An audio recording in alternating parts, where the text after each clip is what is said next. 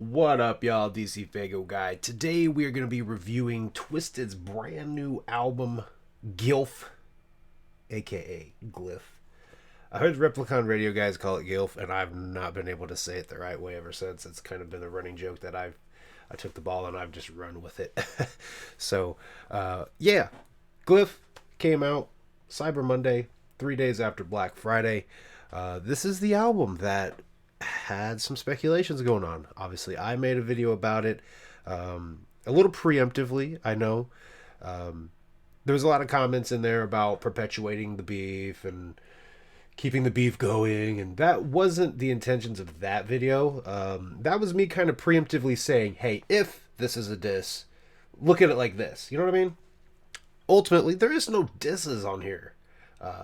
Nowhere. There's references on this album kind of to the situation of like them leaving Psychopathic Records, which, I mean, we're 2 days away from 10 years since they left Psychopathic Records. Crazy how much shit has happened in the last 10 years. But yeah, there's reference in this album to that situation of them leaving. I think I'm interpreting it that way, and I did not take it as a diss at all. I've got several videos in the past. My most viewed video is about The Darkness and how people thought there was a diss in that album. And in that video, I talk about how like Twiztid writes their life a lot of times. They don't like nothing. I mean, I don't want to say nothing. There's a lot of stuff in their music that is quote unquote fictional, but I think they put a lot of their life in their music as well. So to hear a beat and just want to write about their experiences or their feelings is something they've known to do a lot. So yeah, let's jump into the album. Sorry, I got distracted by that little notification. So there we have it right there. That is the front. That is different artwork than what was originally announced. So if you go and you look up the album, you're probably like seeing this and like, what? That's kind of the same reaction that I had. A little disappointed when I got this. I know they autographed it, and I saw this cover, and I'm like, oh, okay. Because if you look closely, there's a track list. The track list is there. You know, it starts here and goes around to the end. That is the track list. I think the artwork's not bad, but I think that I liked the original artwork they promoted better, which is here. So let's go ahead and jump into this. You open this bad boy up, and you will see here the original artwork that's been signed over. And you're probably thinking, oh, that's probably an extra insert, right? You peel that one out, and then you'll have the same artwork. No, the only piece of artwork that has the original artwork that promoted the album has been signed on. Because you flip this over, and it's the same one as the cover that has the track list. And I, for whatever reason, had mine in there upside down. It should be this way, like this. That irritates me. You guys, if you've been following the channel for a long time, you know that artwork with autographs absolutely kills it for me. I love enjoying the artwork. I love it when they do this right here. They put an extra little insert in and have that sign. But this artwork is the only place in this album that you get the original artwork that they promoted, and it's been signed on.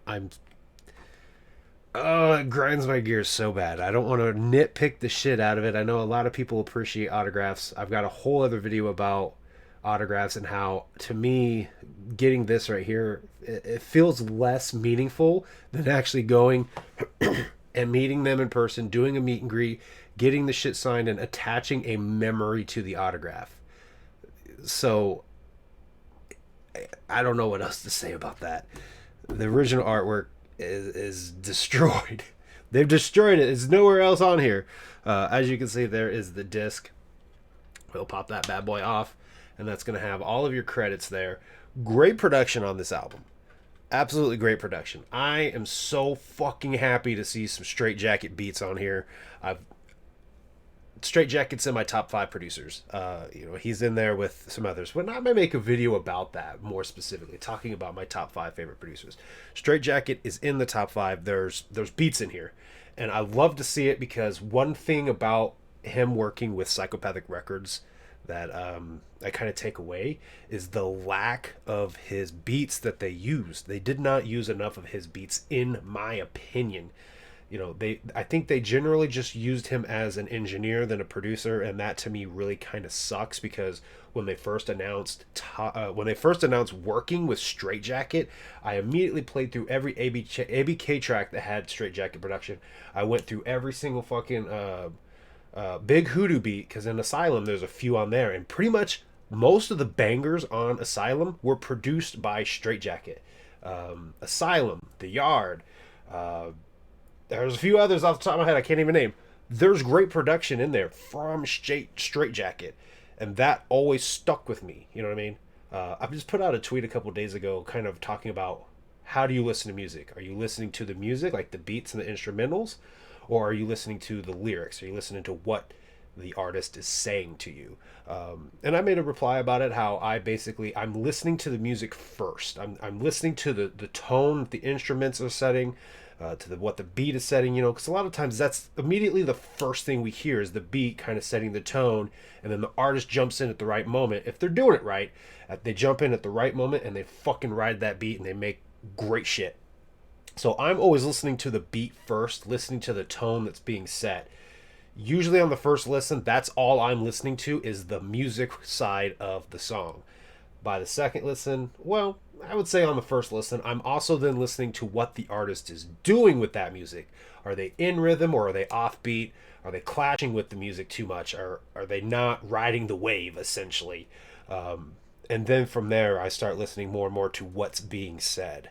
So Straight Jacket's production, his beats, have always stood out to me, because I fucking love just the feeling that I get from them. So seeing him on here being used seeing his beats being used was great. You know, obviously, and I've made another video about this one as well. I'm excited to know that ABK is working with Straight Jacket again. Assumably, that's what ABK said at Lights Out 5. He said, "Yo, I got Straight Jacket back," and I'm like, "Yo, sign me the fuck up." No offense to ABK, but I feel like beat wise, his music lately has not been as great as I would have liked. And I think part of it is the beats. I think part of it is the engineering side of it, the mixing and all that. So if he's working with hypnotized sounds, damn, ABK is going to fucking churn out some fire soon. So fingers crossed that is what's going to happen, because that's what I want to fucking hear. But yeah, great production here. It's primarily, and I'm going to re-look through this real quick, but I'm pretty sure it's just Fritz, Straight Jacket, and James Garcia, a.k.a. Young Wicked, that produced this whole thing. Yeah, just a quick look through there. That's what I'm seeing. So we'll go ahead. We will close this all up.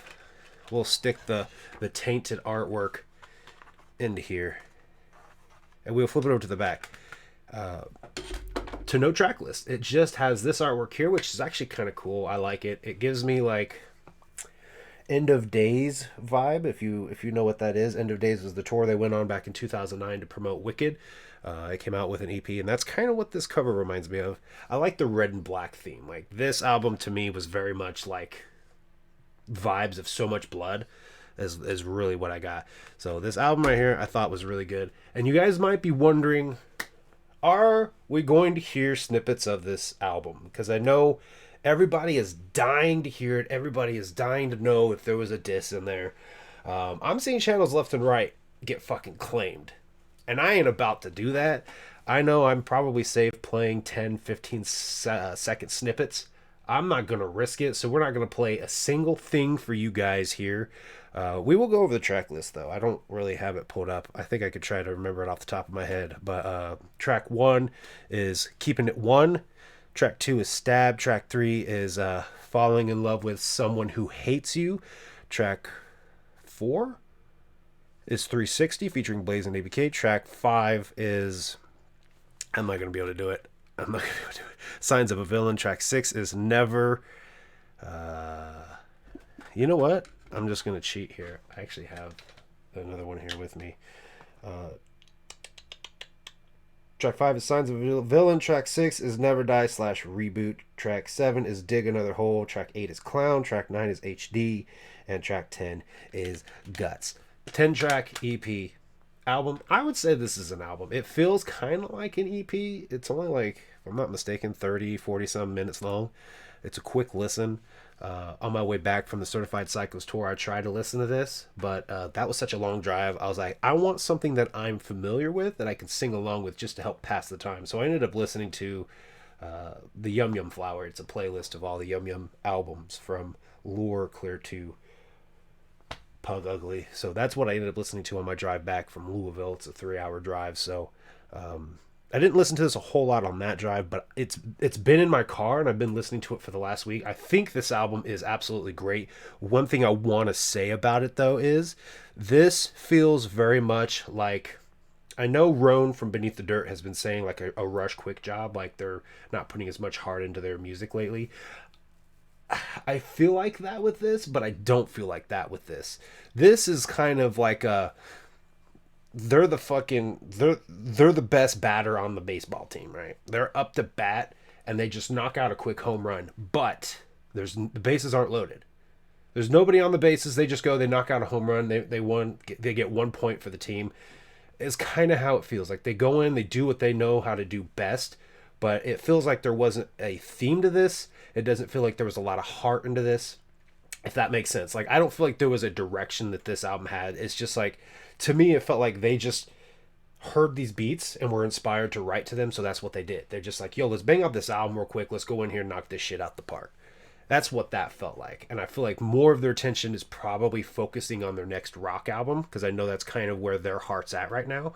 Which, here's my thing. And I know a lot of people are kind of like sick of the rock. I get it. I mean, listening to a rap group do rock songs, I get it. I'm kind of the same way. I would rather hear you do what you guys do best, but they're also trying to experiment, and I'm okay with that. And if their heart isn't into doing these kind of albums and their heart's going to be in doing rock music, I ultimately don't want them to just shit something out. Does that make sense? I don't want them to just go in and do a rap album because that's what they're good at and that's what everybody likes, but their heart's not in it. You know what I mean? I don't want them to do that. I don't think this is the case. I don't feel like this album is lacking. Like, I don't feel like this was a, oh, here you guys go, here's a turd for you.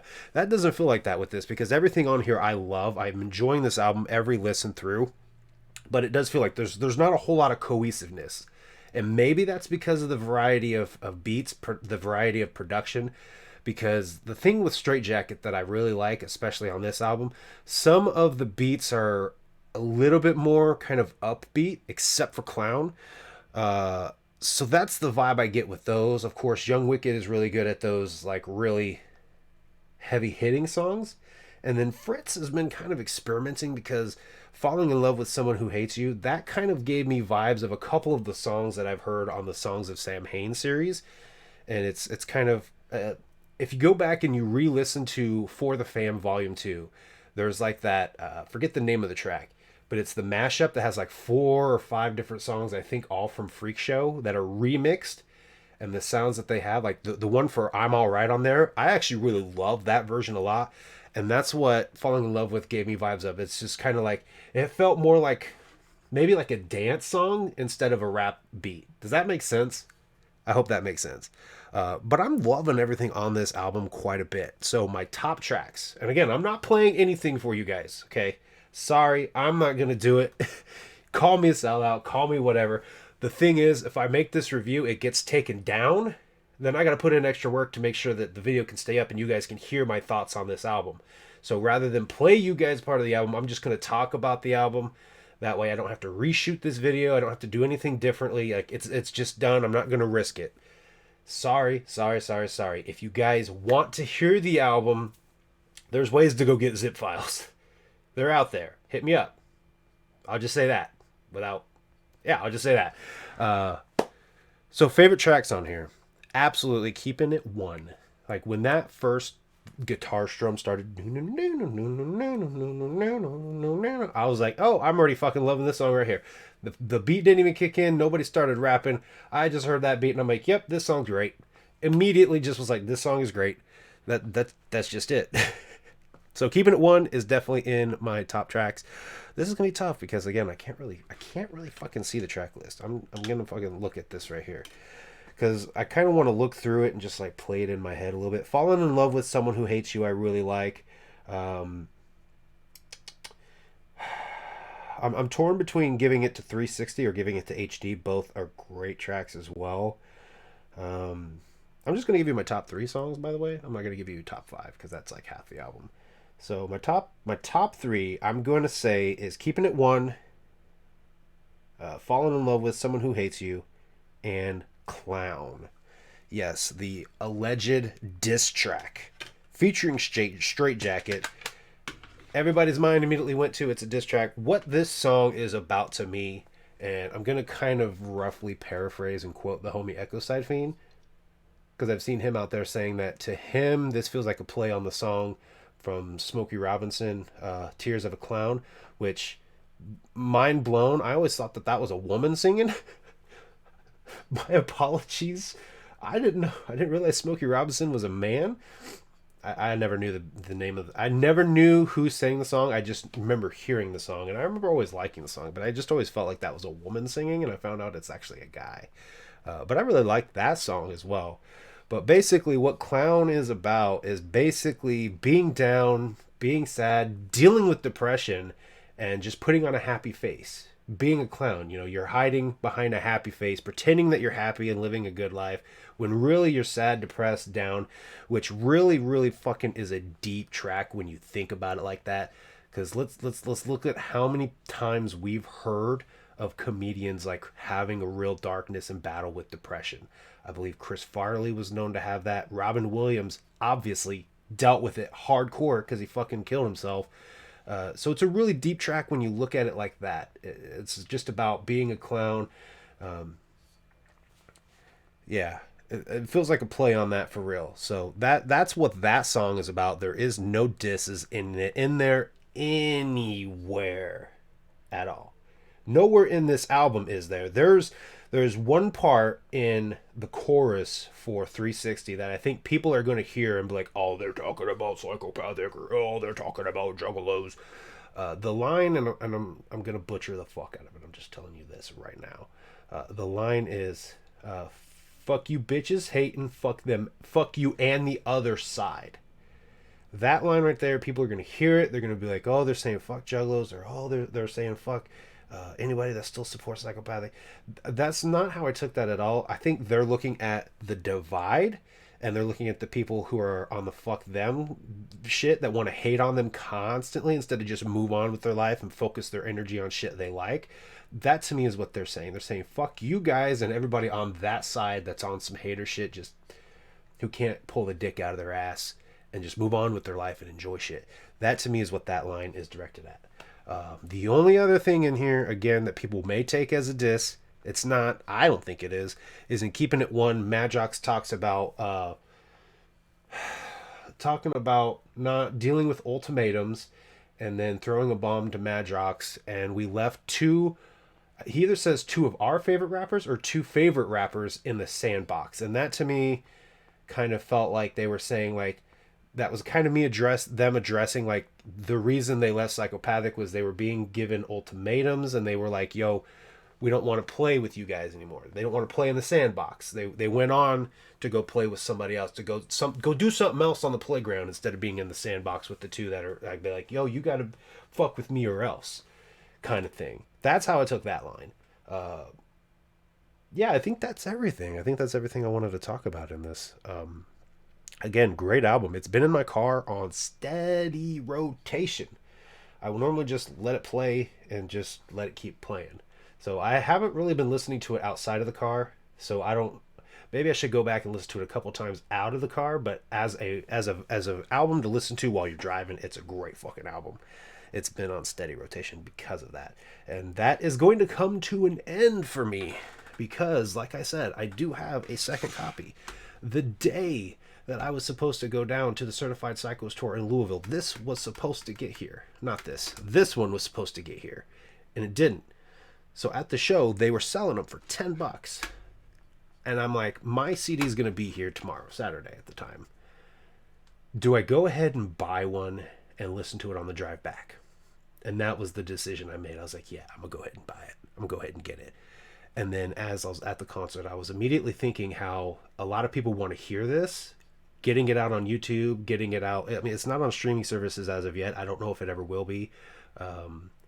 It sounds like Monoxide's going to try to fight that, and he wants to kind of push the physical media, which I get it. More incentive to buy the album.